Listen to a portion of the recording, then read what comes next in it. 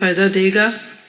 وہ کہتے ہیں کہ البدعۃ حب الی ابلیس، تو بدعت اصل میں شیطان کا مائنڈ میپ ہے. وہ اپنے دماغ سے کچھ چیزیں اختراع کرتا رہتا ہے، سوچتا رہتا ہے، یہ کرتے ہیں وہ کرتے ہیں اور اس کے بعد کرتے ہیں. تو امام ابن تیمیہ کہتے ہیں کہ بدعت ابلیس کو بڑی پیاری لگتی ہے، حتیٰ کہ گناہوں سے بھی زیادہ محبوب ہے، کیونکہ گناہ کرنے والا جانتا ہے کہ وہ گناہ گار ہے، بس وہ توبہ کر لیتا ہے.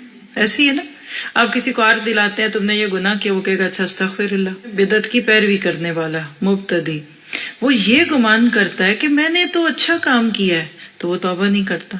بدعت ابلیس کو گناہ سے بھی زیادہ پیاری ہے، کیونکہ گناہ گار یہ جانتا ہے کہ وہ گناہ گار ہے، اس لیے وہ توبہ کر لیتا ہے.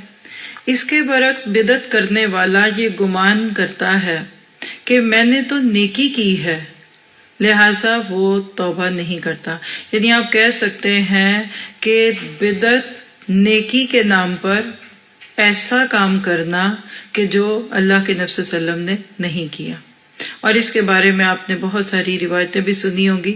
اللہ کے نبی صلی اللہ علیہ وسلم کا کوئی خطبہ اس جملے سے خالی نہیں ہوتا تھا کم و بیش، اور وہ کیا تھا، ان شر الامور محدثاتها وکل محدثۃ بدعہ وکل بدعۃ ضلالہ وکل ضلالۃ فی النار.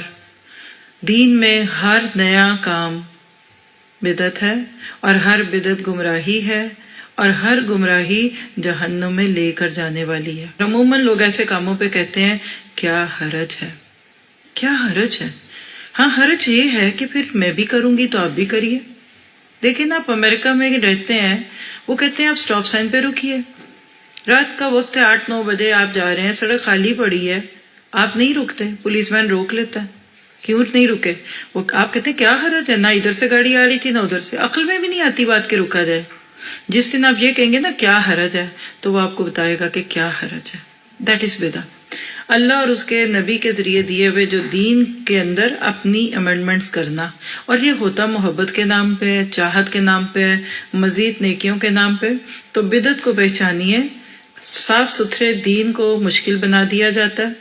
اصل دین کو چھوڑ کر اس میں نئی نئی بدعات اور خرافات گھڑ لی جاتی ہیں، پھر ان پر سختی سے عمل کیا جاتا ہے، اور عوام کو یہ خیال کروایا جاتا ہے کہ یہی اصل دین ہے.